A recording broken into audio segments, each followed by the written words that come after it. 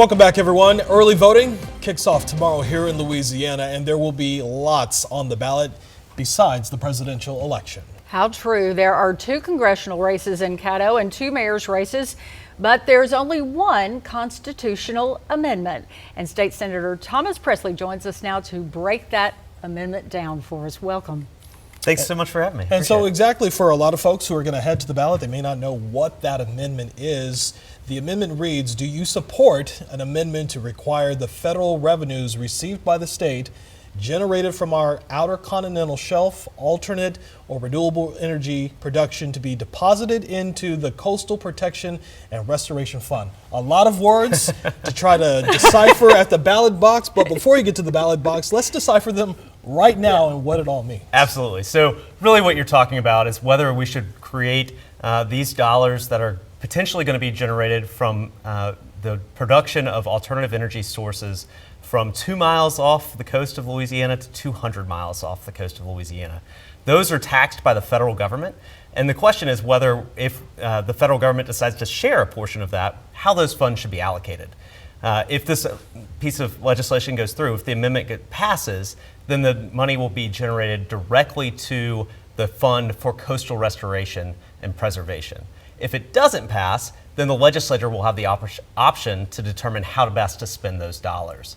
Right now, in 2006, we passed legislation and a constitutional amendment that allowed for the oil and gas revenue that's generated in the outer continental shelf in that distance that I talked about.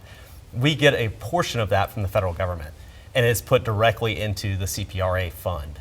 And so the question is whether alternative energy sources should also be placed into that fund.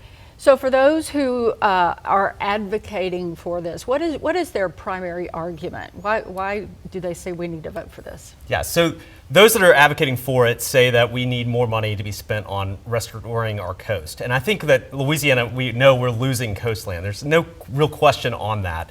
The issue is whether the legislature should have the option to be able to spend those dollars in other ways. As you know, when we have a budget shortfall, we often spend money or cut money from higher education and healthcare specifically. And that's because we have a lot of special funds for dollars that are spent directly for different funds like the CPRA fund. And that's the question really for the voters, is whether we want to keep that mindset of having the public put those funds directly into special accounts, or whether the legislature should have more autonomy to be able to spend the money as we see fit. There was some opposition to any amendment. There's always going to be some opposition. You did vote against this. Why? What is the opposition? Why would folks not be willing to take money created from a project that would go into the coffers of the state? Yeah, absolutely. So the money would still be going to the coffers of the state. The question is whether it would go to a special fund just for coastal restoration, or whether those dollars should be able to be spent in other parts of the state, like North Louisiana. We send, DeSoto Parish alone last year, or over the last 10 years rather, has sent $1 billion in severance tax from gas revenue for the gas severance tax to Baton Rouge. And I believe that the rest of the state should send some money up here as well. So when we create these special funds, it's more of a challenge for the legislature when we have hard times and we have to figure out where we're cutting money. We can't cut from a special fund. We can only cut from the general fund. And so that's my view, is that we should have more autonomy to be able to make these decisions.